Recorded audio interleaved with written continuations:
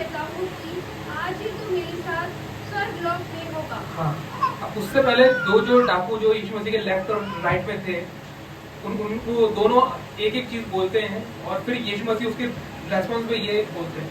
तो जो पहला जो डाकू था वो ये बोलता है कि क्या तू मसीह नहीं तो फिर अपने आप को और हमें बचा।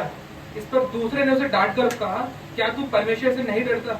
तू भी तो वही दंड पा रहा है और हम तो न्याय अनुसार दंड पा रहे हैं। अब यीशु मसीह ने दूसरे वाले की बात क्यों सुनी और उसका ही मतलब जवाब क्यों दिया? और इसका जो हमें उत्तर बाइबल में ही देखने को मिलता है। पहली बात तो इसकी जो टेक्स्ट उसने बोला, इसमें तीन चीजें थी।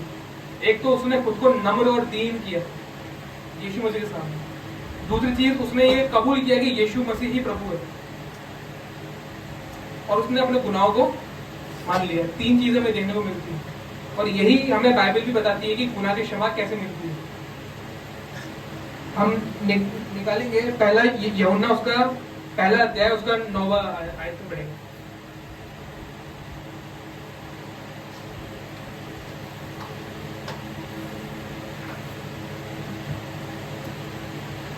यदि हम अपने पापों को मान लें तो वे हमारे पापों को क्षमा करने और हमें सब अधर्म से शुद्ध करने में विश्वास योग्य और धर्मी है। हाँ, यहाँ पे क्या लिखा हुआ है? अगर हम अपने पापों को मान ले तो वो विश्वास योग्य है। मतलब यीशु मसीह पूरी गारंटी खुद देते हैं कि मैं तुम्हें क्षमा करूंगा, बट उसके लिए हमें पापों को मानना पड़ेगा। हमें अपने पापों को मानना पड़ेगा। अब एक चीज और पढ़ेंगे हम, साम्स चैप्टर 32 वर्स 5।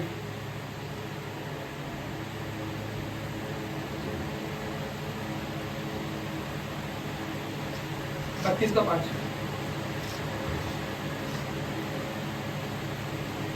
जब मैंने अपना पाप तुझ पर प्रकट किया और अपना अधर्म ना छिपाया और कहा मैं यहोवा के सामने अपने अपराधों को मान लूंगा, तब तू मेरे अधर्म के पाप को क्षमा कर अधर्म और पाप को क्षमा कर दिया। हाँ, मतलब उसने मान भी लिया और छुपाया नहीं। परमेश्वर को सब कुछ हमें पता है अपने बारे में कि वो सब जानता है हमारे बारे में कि हमने क्या किया क्या नहीं किया। बट जब हम खुद कन्फेस करते हैं, यीशु मसीह ने हमें फ्री विल दी है, तो जब तक हम खुद नहीं मानेंगे तब तक यीशु मसीह उस चीज को रिकग्नाइज नहीं करेंगे, एक्नॉलेज नहीं करेंगे। ये उन्होंने हमें एक इच्छा दी है, इसलिए वो चाहते हैं कि हम अपना गुनाह माने और छुपाए ना उस चीज को। नहीं छुपाएंगे, मान लेंगे तो वो विश्वास योग्य है उस चीज को क्षमा करने के लिए। यही जो दूसरा डाकू था, इसके साथ यीशु मसीह ने यही किया और फिर उसको ये बोला कि तू मेरे साथ आज ही स्वर्गलोक में होगा। तो उसने जो किया वो एक तो हम्बल रहा, अपने आप को उसने दीन किया। हम एक अध्याय और पढ़ेंगे, याकूब उसका 4था अध्याय और 6ठा पद।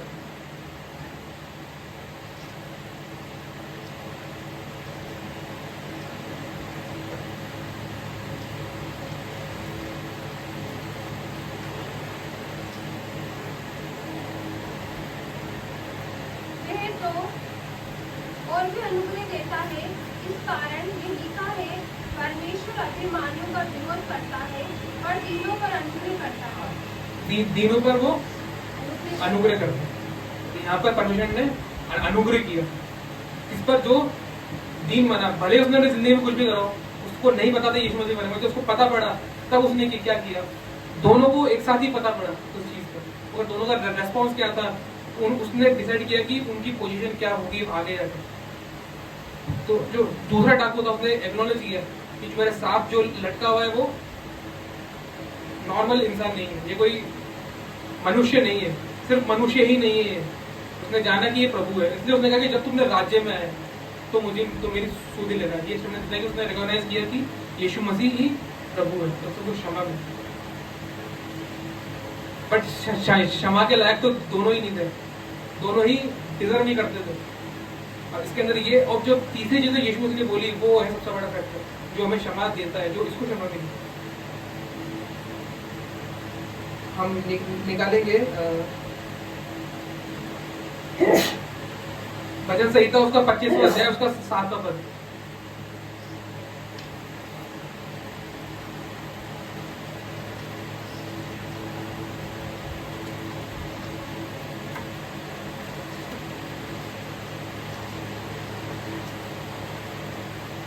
लूंगा। अपनी भलाई के कारण मेरी जवानी के पापों, मेरे अपराधों को स्मरण न कर, अपनी करुणा ही के अनुसार तू मुझे स्मरण कर। हाँ। इसमें जो भजनकार ये बोल रहा है कि तू मेरे कामों के साथ मुझे स्मरण मत कर, पर अपनी करुणा के अनुसार मुझे स्मरण कर। करुणा क्या है? वो फिल्टर है। जैसे कि हम धूप में देखते हैं और लगा लेते हैं चश्मा, धूप में सीधे एकदम देखा नहीं जाएगा, बट वो आ जाएगा तो हम देख सकते हैं। तो ये चीज जो फिल्टर है वो ये यीशु मसीह है। तो जब परमेश्वर हमें यीशु मसीह के थ्रू दिखता है तो हम उसमें बिल्कुल प्योर आते नजर। यही यीशु मसीह ने करा, उसको अपने अनुग्रह के थ्रू देखा उस डाकू को, तो वो क्षमा करने पाया परमेश्वर को। मतलब कि हमें हमारे पापों के अनुसार स्मरण अगर हम करेंगे, अगर यीशु मसीह हमें करेंगे तो हमें से कोई भी नहीं बचने वाला है यार। एक बहुत ही अच्छी चीज बिली ग्राहम ने कोट करी थी, बाइबल से करी थी कि क्या 72,000 स्वर्गदूत अपने तलवार के निकाले खड़े में यीशु मसीह के एक इंतजार पे कि पृथ्वी को उसके अस्तित्व से मिटा डाले। 72,000 angels waiting to withdraw their swords to wipe this planet out of existence, but Jesus said no। बहुत अच्छा बोला बात बिली ग्राहम ने कि यीशु मसीह ने ना किए, क्योंकि वो ये करने नहीं आते, कर सकते थे। जैसे कि लिखा हुआ है अय्यूब में, अय्यूब खुद बोलता है कि मैं सही हूं फिर भी मुझसे मुकदमा नहीं लड़ सकता। परमेश्वर किसी के लिए भी जस्टिफिकेशन नहीं देने, मतलब उनको जरूरत नहीं देने की, वो चाहे कुछ भी कर सकते, कि वो परफेक्ट गॉड है, मगर उनका अनुग्रह है जो हमें जीवित रखते हैं। क्योंकि लिखा हुआ है जीवन से भी उत्तम उसकी करुणा है, और हम मन मिटने गए उसका करुणा का फल।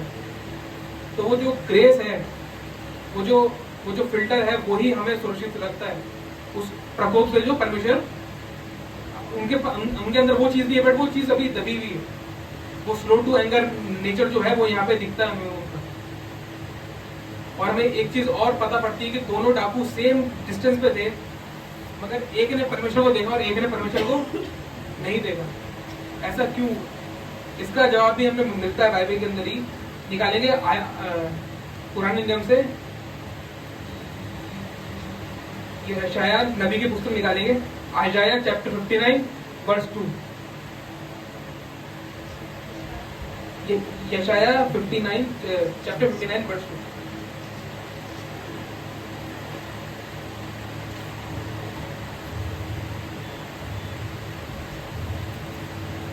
परंतु तुम्हारे अधर्म के कामों ने तुमको तुम्हारे परमेश्वर से अलग कर दिया है, और तुम्हारे पापों के कारण उसका मुंह तुमसे ऐसा छिपा है कि वे नहीं सुनता। क्या क्या लिखा हुआ? क्योंकि तुम्हारे पापों के कारण, अधर्म के कामों के कारण आगे में लिखा हुआ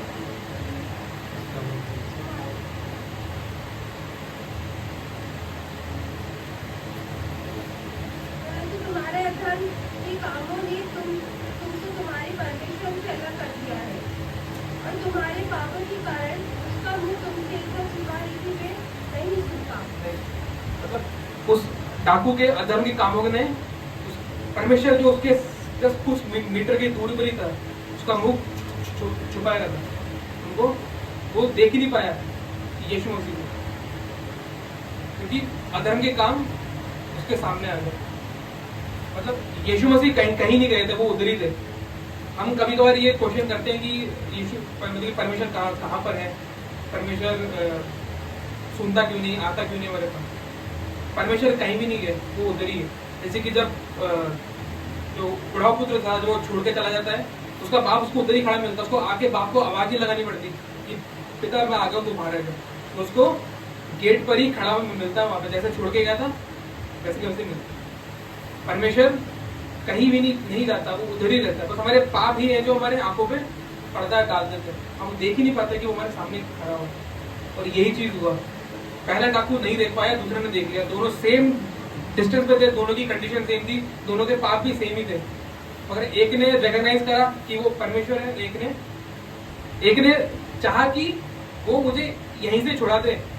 एक पॉइंट और हमें देखने को मिलता है कि एक ने अपना जो मन लगाया वो अनंत जीवन पे लगाया, और एक ने मन अपना संसारिक जीवन पे लगाया। एक चाहता था कि तू मुझे यहाँ पर ही छोड़ दे ताकि मैं दोबारा जीवन जी लूं अपना। दूसरे ने क्या कहा कि जब तू अनंत जीवन में आए तब तू मुझे स्मरण रख। उसने सत्य को जान लिया, उसने कोई सुसमाचार नहीं सुना, मगर उसने यीशु मसीह को जान लिया और उसने बोला कि जब तुमने राज्य में आए, ये जीवन तो बीत गया है, इसमें कुछ जी लिया उसने जीवन, वो उसमें कुछ रखा भी नहीं उसका, उसने अपना मन छोड़ दिया जीवन से। उसने बोला जब तू राज्य में आए अपने तो मुझे स्मरण रखना, मतलब जब तुमने अनंत काल के राज्य में आए जो कभी खत्म नहीं होने वाला, जो युगानुयुग तक चलेगा और वो जीवित भी है, तो वो बोलता है मुझे उसमें स्मरण रखना। हमें इस पद से यही सीखने को मिलता है कि हम अपने आप को दीन करना है, हम्बल रखना है और अपने गुनाह को मान लेना, चाहे वो एक छोटा सा गुनाह ही क्यों ना हो। परमेश्वर को सब पता है, मगर जब हम अपने मन से मानते हैं, जब अपनी जो इच्छा है खुद की उससे स्वीकार करके मानते हैं कि भाई मैंने पाप किया है, तो परमेश्वर फेथफुल है क्षमा करने के लिए। और वो हर पल यही बोलता है कि तू आज मेरे साथ फिरदौस में होगा, कि जब मैं आऊंगा तब तू मेरे साथ होगा बात हो, क्योंकि वो यही तो चाहता है। लिखा हुआ बाइबल में कि यह में लिखा हुआ है कि उसको कोई आनंद नहीं मिलता कि जब दुष्ट नाश किया जाता है। लिखा हुआ बाइबल में, मतलब बाइबल पर लिखा हुआ है कि मतलब परमेश्वर को कोई खुशी नहीं मिलती कि जब दुष्टों का अंत होता है। जब बाढ़ आई, लोग मारे गए, तो दुख हुआ मन परमेश्वर को, क्योंकि वो उन्हीं की ही संरचना है, उन्होंने ही बनाया है। तो जब हम अपने पापों को मानते हैं, वो विश्वास योग्य है हमें बचाने के लिए, और हमें देखना है परमेश्वर को। क्वेश्चन ये नहीं करना है कि परमेश्वर तू कहाँ है, क्वेश्चन ये करना है कि परमेश्वर मुझे पता है तू यहाँ है, तू मुझे थाम ले। ये सही रहा है, क्योंकि हम परमेश्वर को डाउट करते हैं जब हम ये पूछते हैं कि तू कहाँ पर है, तू मेरी सुन क्यों नहीं रहा। वो सुन रहा है, उसको सब पता है, बट हम क्यों नहीं देख पा रहे हैं, क्योंकि हमारे पाप इतने एग्रीगेट हो चुके हैं आपके सामने कि वो देख ही नहीं पा रहे कि उसके पार कौन खड़ा हो। परमेश्वर का धन्यवाद हो सुंदर वचन के लिए। परमेश्वर ने उस डाकू को क्षमा किया, और जब हम जाएंगे स्वर्ग में तो हमें पक्का वो उधर ही मिलेगा परमेश्वर का धन्यवाद।